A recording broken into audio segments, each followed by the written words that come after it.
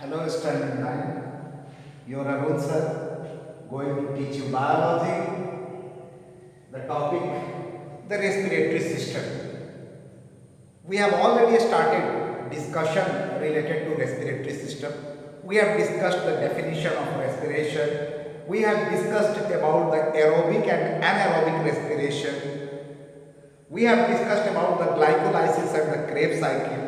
We discussed that aerobic respiration takes place in the presence of oxygen and more amount of energy, 38 ATP energy is released.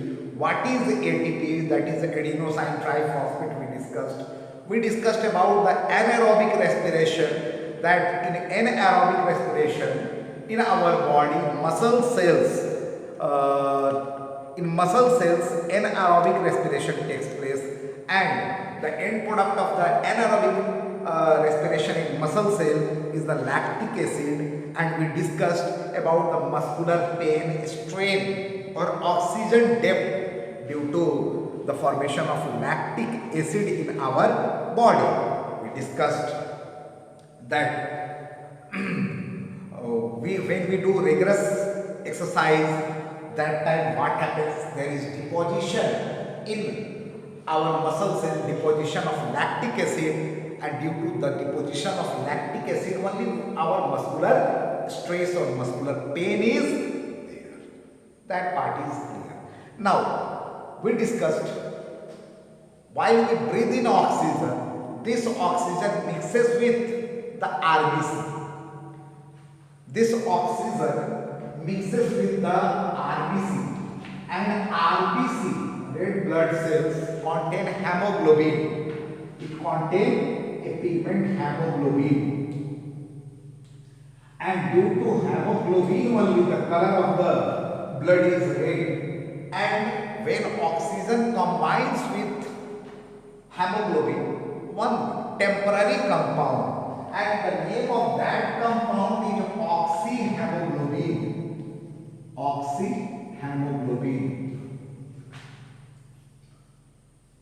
is formed, and this oxyhemoglobin is sent to each and every part of the body in cell, and oxyhemoglobin breaks to release oxygen to the cell, and hemoglobin again they takes what? Carbon dioxide, and if carbon dioxide is added to the hemoglobin, what temporary compound is formed? Don't say carboxyhemoglobin, that is wrong. Then what it will form? Carbaminohemoglobin. Carbaminohemoglobin. Okay. And when carbon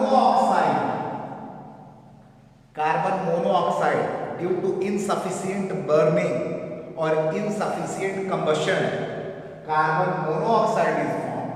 When carbon monoxide combines with hemoglobin, then it is called carboxyhemoglobin. Carboxyhemoglobin is formed, and this carboxyhemoglobin is very dangerous. Carbon monoxide is called a silent killer. Haven't you heard that whole family was sleeping, closing their room, good ventilators were not there, and they burned the stove or anything to make warm the room. What happened? There was insufficient amount of oxygen, and when insufficient amount of oxygen is there, what will happen?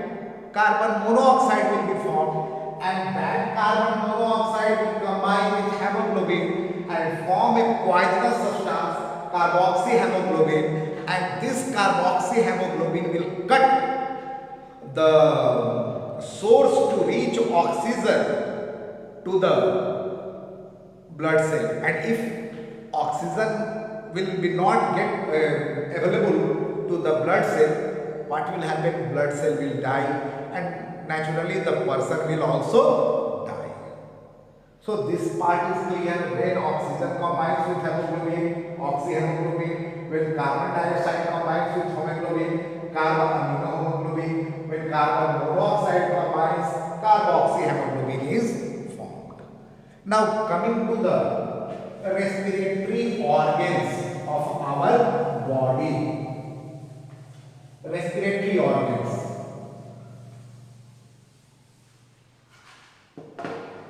Let us see the respiratory organs.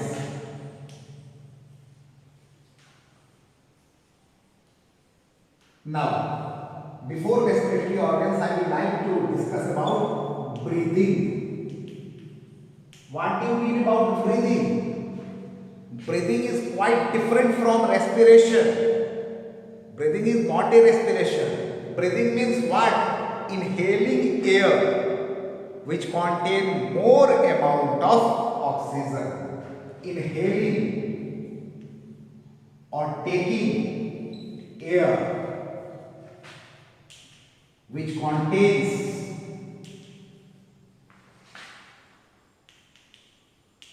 more amount of oxygen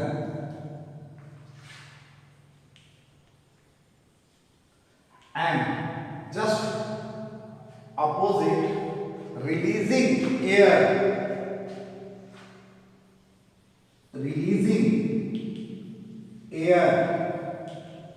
which contain more amount of carbon dioxide. Don't say taking oxygen and giving out carbon dioxide. Now don't say this, that we take oxygen. We take air which contains more amount of oxygen. We release air which contains more amount of carbon dioxide. That is called breathing. Okay, very clear. So, first our breathing organ. Breathing organ is nose. Through the nose only the air enters in our body. Okay. So first organ, let us discuss about the nose. Other than breathing, one more function is there of the nose, and that is smelling.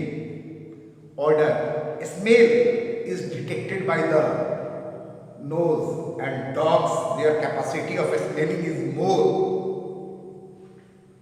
We are talking here about the human being. Other than smelling, finding odor, nose inhales the air, and we have two nostrils. Two holes are there in our nose, and one separated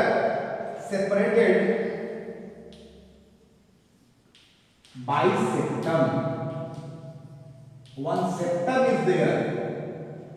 This wall between the two nostrils. Okay, and in this wall, some females put hole and wear jewelry. Not seen here jewelry. So we are talking about nostril and the septum. And what is there in the nostril? It is not dry, it is moist, because mucus gland secretes mucus, and hairs are there inside our nostrils. Not seen? Yes, hairs are there inside our nostril. Why hairs are there? Why it is sticky? Let us discuss. Or let me come to other part. We can breathe through our nose. We can breathe through our mouth. But which is better? Breathing through nose or breathing through mouth? Breathing through nose is better. Why? Try to understand. Why breathing through the nose is better? Let me discuss. See here, suppose this is the nose, okay, and here nose is there. Through nose the air will enter, and here is the mouth. If through the mouth If through the mouth air will go, it will cover less distance to enter in the lungs, and air will maybe a temperature of air may be different from the body temperature, and if it is breathed through nose, the air has to cover more distance, and while covering more distance, it comes to the body temperature, and in body temperature it enters the two lungs. Very clear. And if cold air especially will enter, it will harm our lungs. Or if very hot air, as in the summer season, enters our lungs, that is also harmful. We should breathe air that should, and air at our body temperature should go to the lungs. So first thing, that when we breathe through the nose, the air has to cover a long distance at the temperature, it comes to the temperature of the body. First thing.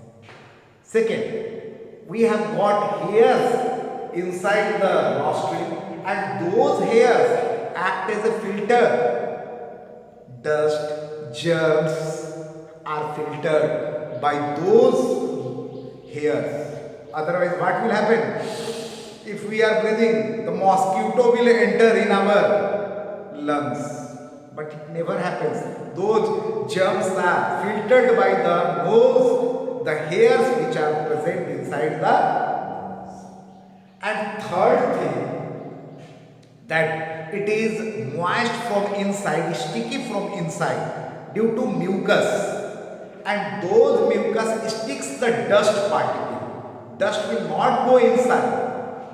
Those dust will be stick to the mucus, and it will become black, and sometimes from our nose this black dry material comes out. What is that? The dust are trapped in the mucus. So if I will ask why it is better to breathe through the nose, you can write or you can say. Now after nose, the air goes where? Pharynx. After nose, the air goes to pharynx. Now, suppose this is nose and this is mouth opening, and here is the common opening. Common opening is the pharynx, where air and food all goes. And here two passages are there. One passage is food pipe and one passage is wind pipe. Now, try constant. And if we are breathing air, then what will happen? Air will go here. If we are eating, swallowing, food will go here.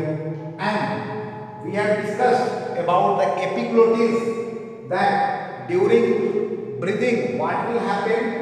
Epiglottis will cover this windpipe and food will go there. That part is clear. So pharynx, and then larynx is there, and larynx is called voice box also.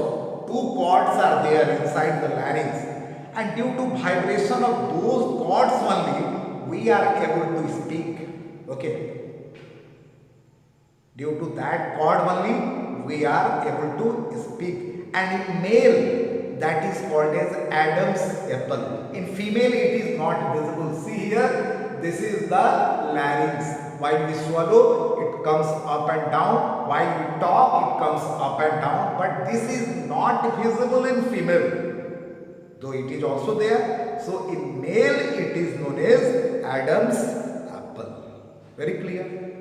Now, then the air will go where? Air will go to the trachea. Trachea, or it is called windpipe. And try to understand trachea or windpipe. This one is made up of what? C-shaped, C-shaped cartilage. Okay, this trachea is made up of C-shaped cartilage. It is not made up of bone. It is a C-shaped cartilage. And bone and cartilage difference you must have read. So it is C-shaped, not closed, open in one side as C, and it is made up of cartilage. Now a question arises, why our trachea is made up of C-shaped cartilage? Why? Dear children, try to understand that this part, trachea, is made up of C-shaped cartilage. If it is not made up of cartilage, what will happen? This windpipe will block. Okay, and if the windpipe will block, the person will die. What happens in a punishment? Hang till death. This part is blocked. In hanging by rope, this trachea is blocked. And when trachea is blocked, the air will not go inside and the person will die. So, in the absence of air, it is not necessary that always air is present inside the trachea. In the absence of air, this trachea should not collapse. If air is not there, it may come closer, the walls may come closer, and if the walls may come closer, the person will go there. Understood? So, keeps the walls of trachea in distended condition or not allows to collapse when air is not present. Very clear? And other than this, since it is made up of cartilage, we can move our heads up and down and this side. Otherwise, what will happen? If you want to see a plane, you have to lay down and then you will see. Understood or not? So, our trachea is made up of C-shaped cartilaginous rings. And why it is made up of C-shaped cartilaginous rings, you have understood. Very clear. Now, next part, after trachea, the air will go where? It will go to the bronchi. See here. This is the trachea, and trachea divides into two tubes, and each tube enters each lungs. We have got two lungs, and it will enter. And these tubes are called as bronchi. What they are called? Bronchi. It is also C-shaped cartilaginous rings. And this bronchi enters in our lungs, and bronchi divides into several tubes, and those several tubes are called as bronchioles. What they are called? Bronchioles. And end part of each bronchioles has a balloon-like air sacs, and these air sacs are alveoles. Very clear? They are the alveoles. Now, here the gaseous exchange will take place. And these lungs are on a tissue, muscular organ, and that is the diaphragm. What that is? Diaphragm.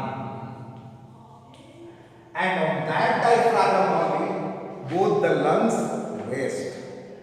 And this diaphragm, one more thing, will help in breathing. Other than helping in breathing, this separates the two cavities of our body.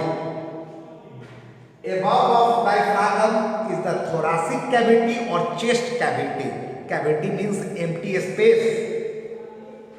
Above diaphragm is the chest cavity or thoracic cavity, and below the diaphragm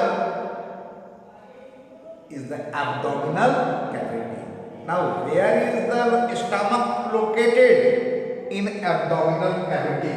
Where is the lungs located? In thoracic or chest cavity. So, these respiratory organs are in the thoracic or chest cavity. Very clear. Now, the air moves to the bronchi. After bronchi, we go to the bronchioles and at last to the alveoles. And alveoles are the air sacs. Okay, where exchange of gases takes place. And exchange of gases takes place by the help of diffusion. And oxygen is added to the blood. Here, it is surrounded by capillaries.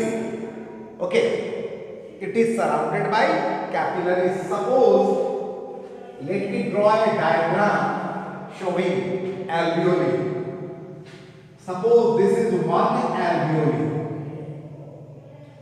and this alveoli is surrounded by blood vessel. Here, blood vessel is there. Blood vessel. It is surrounded by blood vessel, and exchange of gases takes place by the help of diffusion. So, rest part we will discuss tomorrow. Today up to this much, and just keep in mind, once read it, in the next video we will discuss in detail about the alveoles, about a disease known as emphysema, which is not given in your book. We will discuss. Okay, and today up to this much. Thank you very much.